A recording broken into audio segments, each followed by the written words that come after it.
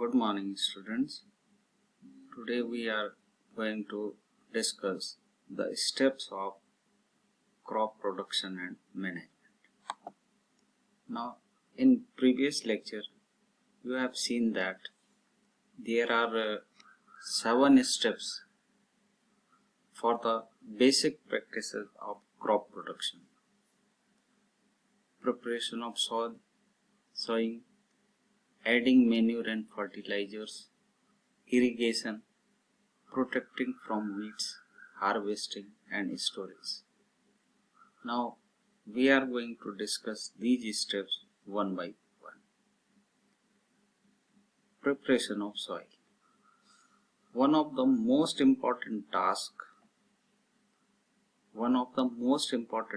in the agriculture is to turn the soil and loosen it. The soil contains minerals, water, air and some living organisms. The process of loosening and turning the soil is called tilling or plowing. Now students, you can see that soil is the rich of minerals, water contents, air and some living organisms. Now there are two types of living organisms. One is friends of farmers, which help the farmers to production of crop, and the other category of organism which harms the crop. That the first one is called friends of farmer and the second one is called enemy of farmer. तो अगर आपको crop production करना है तो सबसे पहले soil को लूजन करना पड़ेगा. It should be converted into small particles so that the air content, water contents and the minerals will remain same in the soil. Now the second step is, these are the tools for the loosening the soil, means the preparation of soil. Now there are two pictures. The upper one is for the small fields and the lower one is for the big field. Now plough having a sharp metallic edge which moves by the kettles, है ना. जो हमारे बैल होते हैं, kettles होते हैं, उनके हेल्प से हम सॉइल को लूजन करते हैं. This is the traditional method. Now the second one is tractor which carrying the cultivator. Now cultivator having the so many metallic sharp edges, तो कई multiple काम करता है प्लग के comparing. Now the second one is sowing. Sowing is the process which needs the good and healthy seeds. अगर आप देखें seed की जरूरत पड़ती है क्रॉप के लिए और हमें चूज करना पड़ते हैं हेल्दी सीड्स, क्लीन सीड्स. तो sowing is an important part of crop production. Before sowing, good quality clean and healthy seeds of the good variety are to be selected. The farmers prefer to use the seeds which gives high yield. ऐसे बीज चाहिए होते हैं जिनसे अच्छी फसल मिले, अच्छी क्रॉप मिले. तो farmer prefer to use seeds which give the high yield. Now there are two methods or two type of tools for the sowing. One is traditional tool and other one is seed drill. Now the third step is to adding manure and fertilizers. अब हमारी soil prepare हो गई, हमने उसमें seeds को डाल दी. Now we have to make the soil healthy, and for that we have to add the manure or some chemical substances from outside. Now there are two type of chemical substances. One is manure and other one is fertilizers. Manure is prepared at the field and the fertilizers are prepared in the factories, है ना. Manure जो होता है वो आप field में भी बना सकते हैं, खेतों में बना सकते हैं. The substance which are added to the soil in form of nutrients for the healthy growth of plants are called manure and fertilizers, है ना. सॉइल को हेल्दी करना है, तो सॉइल को हेल्दी करना है, उससे क्या होगा, न्यूट्रिएंट्स जो हैं वो क्रॉप को मिलेंगी, तो उसके लिए हम दो चीजें ऐड कर सकते हैं, manure and fertiliser. Manure is an organic substance obtained from the decomposition of plants और एनिमल वेस्ट्स. हमारे पास कई तरीके के वेस्ट होते हैं. प्लांट वेस्ट होते हैं, जैसे पत्तियां हो गई, जैसे हमारा वेजिटेबल वेस्ट होता है, ठीक है ना, और एनिमल वेस्ट, काउ डंग वगैरह. इन सब की को जो है हम डिकम्पोज करवाते हैं तो हमको मैन्योर मिलता है. तो हम फील्ड में, लेकिन जो मैन्योर का प्रोडक्शन होता है वो काफी कम होता है. नाउ द सॉइल नीड्स और the crop needs other chemicals, other nutrients, तो उसके लिए फिर हमें फर्टिलाइजर्स को यूज करना पड़ता है. Fertilisers are prepared in the factories. Fertilisers are chemicals which are rich in particular nutrients. How are they different from manure? Fertilizers are produced in factories. इनको फैक्ट्री में बनाया जाता है. Now the next step is irrigation. अब हमने soil prepare कर दी, seed उसमें डाल दिए, उसके बाद हमने उसे फर्टिलाइजर और मैन्योर ऐड कर दी, जो जो भी चाहिए होते हैं. उसके बाद हमें उसको वाटर देना होता है. तो वाटरिंग ऑफ प्लांट्स और watering of crops is called irrigation. The supply of water to crops at regular intervals is called irrigation. The time and frequency of irrigation varies from crop to crop, soil to soil and season to season. In summer the frequency of watering is higher. देखिए जब आप crops को water देते हैं तो उसकी time and frequency वो vary करती रहती है, crop to crop, soil to soil and season to season. For example, in summer the frequency of watering is higher. Summer में टेम्परेचर बहुत ज्यादा बढ़ जाता है तो वाटर कंटेंट एवेपोरेट होके बाहर निकल जाता है, इसलिए हमें वहां पे ज्यादा वाटरिंग करनी पड़ती है, जल्दी जल्दी देना पड़ता है उसे पानी.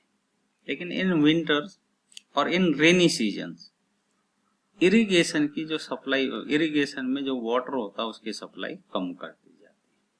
Now the next is sources of irrigation. अब हम इरिगेट कैसे करते हैं? इरिगेशन के कई सारे सोर्सेज हो सकते हैं.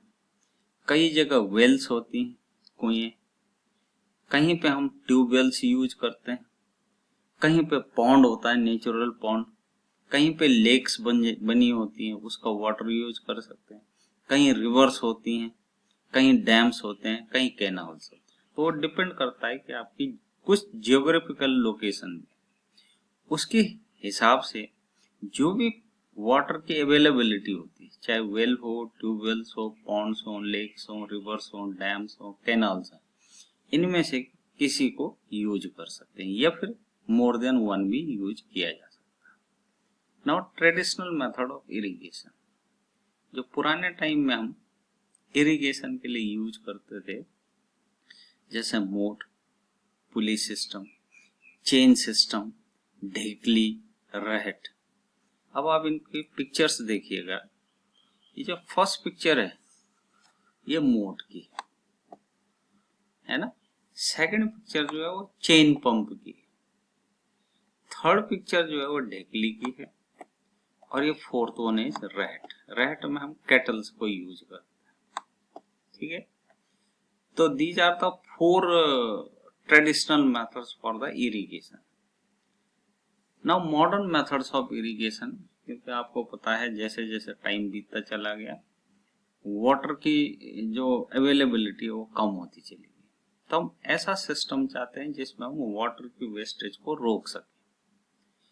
तो सबसे पहला सिस्टम जो है वो सबसे पहला जो मेथड है वो है स्पार्कलिंग मेथड। स्पार्कलर सिस्टम में क्या होता है, परपेंडिकुलर पाइप्स होते हैं, पाइप के ऊपर एक नोजल लगा रहता है और वो नोजल रोटेट करता है। रोटेट करने के बाद वो अपने चारों तरफ वाटरिंग करता है, यानी वो पानी देता है। ये वाला जो मेथड है वो अनइवन लैंड के लिए होता है, जहां पे ऊपर ऊंचा नीचा हो वहां पे यूज किया जाता है। It is the more useful on the uneven land where sufficient water is not available. The perpendicular pipes having rotating nozzles on the top are joined to the main pipeline at regular intervals. Second system है drip system. Drip system में जो watering की जाती है वो drop by drop की जाती है, ठीक।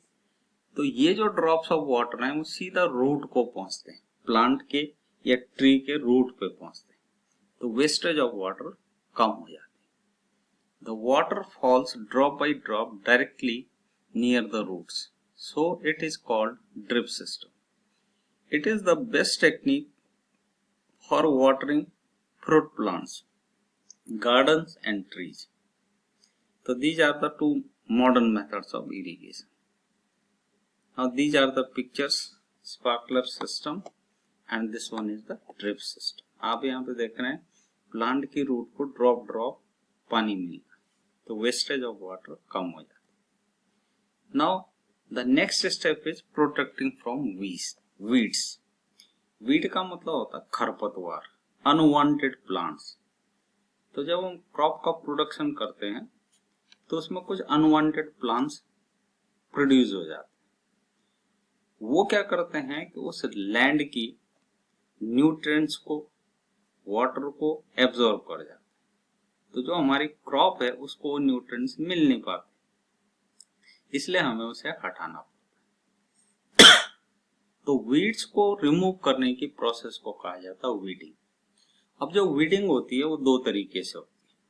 ये तो फिजिकल रिमूवल कर दो by using some tool like खुरपी, ये फिर उसमें कुछ केमिकल्स ऐड कर दिए जाते हैं ताकि वो वीड्स खत्म हो सके,